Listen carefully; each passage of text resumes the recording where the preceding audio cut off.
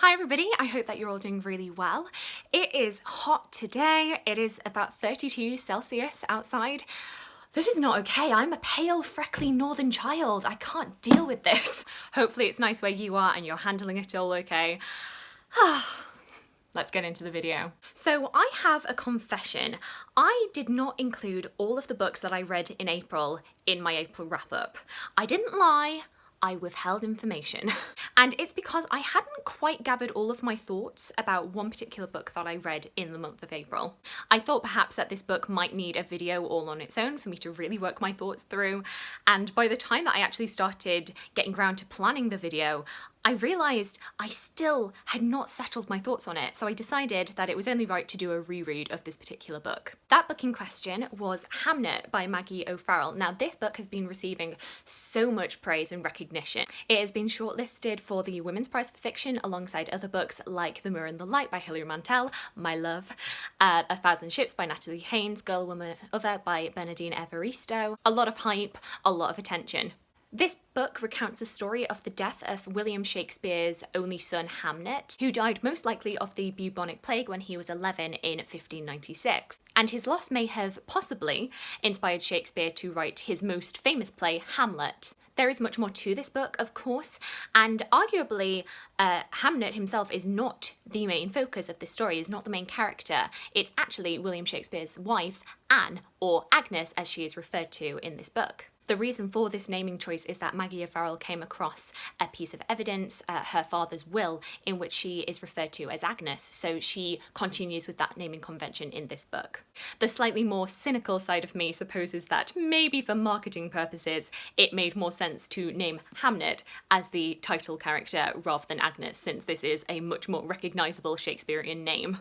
The first section of this book covers two timelines, the first being in 1596 when Hamnet discovers his sister Judith is sick in bed and he is running around all over the place in Stratford-upon-Avon trying to find an adult to get attention for his sister. The second timeline follows the courtship between Agnes and William Shakespeare, their very rushed shotgun marriage after Agnes falls pregnant with their first child Susanna, and Shakespeare's eventual push to relocate to London for work, leaving Agnes and her 3 children back home in Stratford-upon-Avon. As I have mentioned, this is very much Agnes's story, not Hamnet's, and certainly not William Shakespeare's himself. Something that you'll be quite aware of if you have seen any sort of marketing material for this book is that Shakespeare is never once mentioned by name. Though he is not completely absent from this book, there are sections where you see things from his point of view, but it is largely told from the perspective of Agnes. Shakespeare is instead referred to as the Latin tutor, the father, the husband, and there seems to be quite a lot of discussion around this book, particularly in the hype about it online, about how this book is trying to reclaim the history of Shakespeare's family, because there is just so much attention on William Shakespeare as the most famous writer in the English language that his family have been somehow ignored along the way. And this is where my initial gripes with this book started to take root as I began reading it.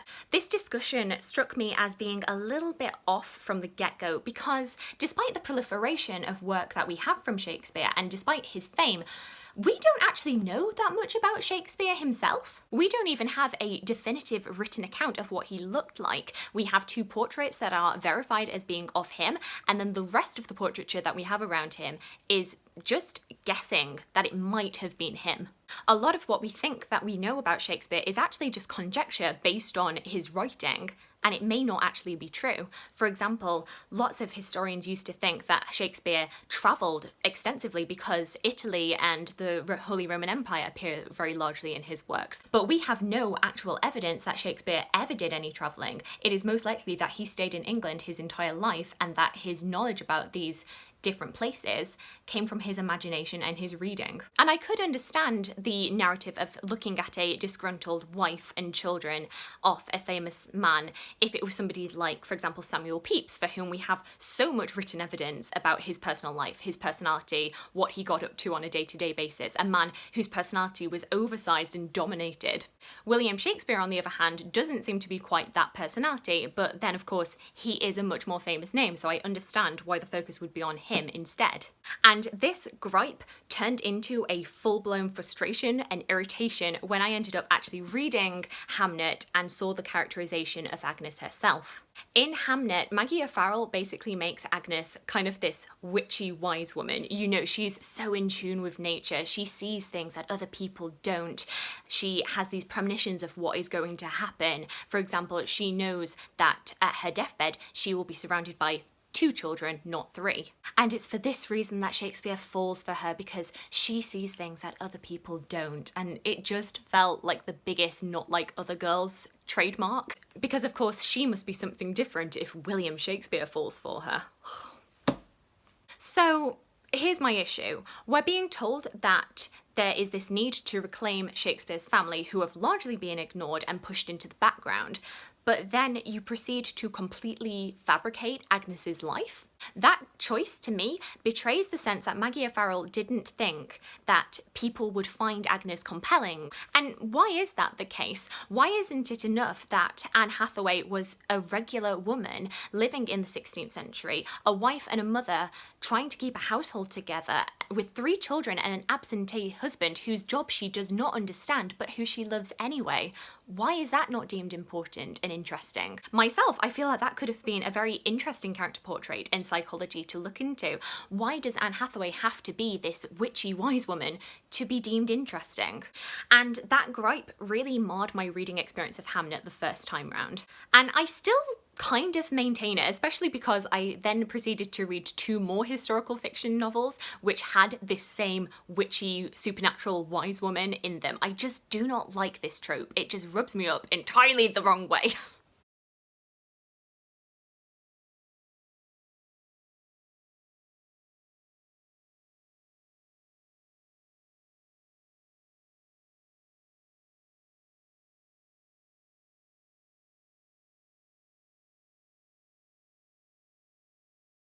However, a month after reading it, I still kind of felt like I hadn't properly given this book its due, and it was kind of staring at me, probably because it's so pretty. I mean, like, look at this, it's so pretty.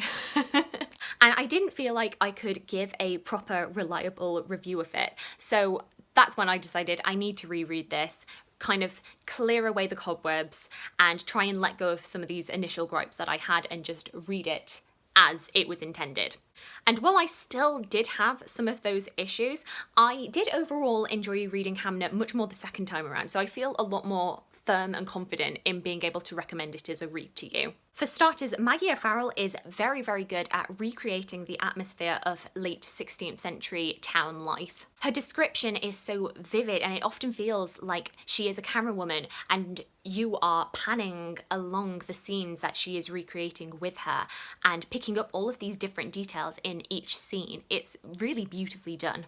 A section that I really particularly loved was a chapter where we see how the bubonic plague spread from its initial onset in Venice and Alexandria all the way over to Stratford-upon-Avon, where Judith eventually catches it. Of course, this was quite a jarring chapter to read in the middle of an actual global pandemic, but I think if you ignore the modern day context that we have reading it, it gives so much insight into different people's daily lives in 16th century England. It gives a sense of the amount of trade that was going on in this time and the interconnectivity of these different countries. And it really reinforces the arbitrary nature of illness and just how cruel it is. But I think for me, the real standout writing in this book comes in the second section, which takes place after Hamnet has died, because I think Maggie O'Farrell really excels in writing about grief and loss. My favourite quote actually comes from one of these sections, and it goes as thus. For Agnes, the walk to the graveyard is both too slow and too fast. She cannot bear the rows and rows of peering eyes, raking over them, sealing an image of her son's shrouded body inside their lids, thieving that essence of him. These are people who saw him every day, passing by their doors, below their windows. They exchanged words with him, ruffled his hair, exhorted him to hurry if he was late for the school bell. He played with their children, darted in and out of their houses and shops. He carried messages for them, petted their dogs, stroked the backs of their cats as they slept on sunny windowsills. And now their lives are carrying on, unchanged. Their dogs still yawning by the fireplaces, their children still whining for supper, while he is no more. So she cannot bear their gaze, cannot meet their eyes. She doesn't want their sympathy and their prayers and their murmured words. She hates the way people part to let them pass and then, behind them, regroup, erasing their passage as if it were nothing, as if it never were. She wishes to scratch the ground, perhaps with a hoe, to score the streets beneath her so that there will forever be a mark, for it always to be known that this way Hamnet came. He was there. I feel like that passage just really emphasises the pain of interacting with people when you are grieving, but the rest of the world is still carrying on as normal. The way that you know that people are talking about you and hating that attention, that you can't go anywhere without seeing reminders of the person that you have lost. The knowledge that the majority of the world is getting on with their lives without the person that you lost just fine, and your grief is at best fodder for gossip and at worst a burden. That desire to want to both try and hide away, but at the same time wanting to call these people to attention and have them remember this person that you have lost. And of course we're treated to that little bit of foreshadowing because of course Hamnet, or at least his name, will be immortalised eventually. It just won't be by Agnes's hand. And I actually felt like it was in this second section that the choice to make Agnes, the wise, witchy, intuitive woman, actually did start to have any weight and actually did pay off. Because of Agnes's overwhelming grief, she actually starts to lose this ability, this part of her personality. She can no longer sense things in the way that she used to. Her intuition and her insight is no more. It is like a whole part of her personality has died with her son. Conversely, it is at this point that her husband's career starts to take off and his well-being and personality starts to thrive as he escapes to London into his work in order, evidently, to escape his grief. And this all culminates at the end with the performance of Hamnet. It's almost as if he seems to have taken up the mantle of being the intuitive one, as being the person who has this tremendous insight. And instead of herbs and plants, his outlet becomes his plays. So yeah, I have gone from rating this book 3 stars as a book that I didn't really love, but I could kind of understand why other people like it, but I had gripes with it, to being a 4 star that I would actively recommend to people. I do think this is definitely worth a read, and I think there are so many different discussion points that you can get from it. It's not quite a 5 star for me because it didn't leave me with quite the same loss that I'd had from, say, the Thomas Cromwell series, which I'm now just like, what do I do without that book? I feel like as an addendum to this book, if this is a topic that you are interested in, I wanted to throw in a few more suggestions of things that you can look at. So for example, The World's Wife by Carol Ann Duffy. This has a poem in it called Anne Hathaway, which is all about seeing Shakespeare's life, but from the perspective of his wife, Anne Hathaway. Coincidentally, I also read Hamnet just after I had watched All Is True, which is a 2018 film starring Kenneth Branagh as William Shakespeare and Judi Dench as his wife, Anne Hathaway. This book takes place in 1613, where Shakespeare has retired from writing plays. He's come back to Stratford-upon-Avon, and he finally has to grapple with some of the choices that he made in regards to his family and his work, and he finally has to come to terms with his long-denied grief about the death of Hamnet. It's not a perfect movie by any means, but very interesting if you have just read this and you want to find more material and more media about it. Anyway, that is everything for today. I hope you've enjoyed my little chatty rambling about this book and found the discussion interesting. Have you read Hamnet yourself? Did you enjoy it? Do let me know. I'd love to know. I hope you're having a fantastic, fantastic day. I hope it's not getting too hot and you're not getting sunburnt. I'm sure that is coming for me soon. I hope you're having a great day. Thanks. Bye.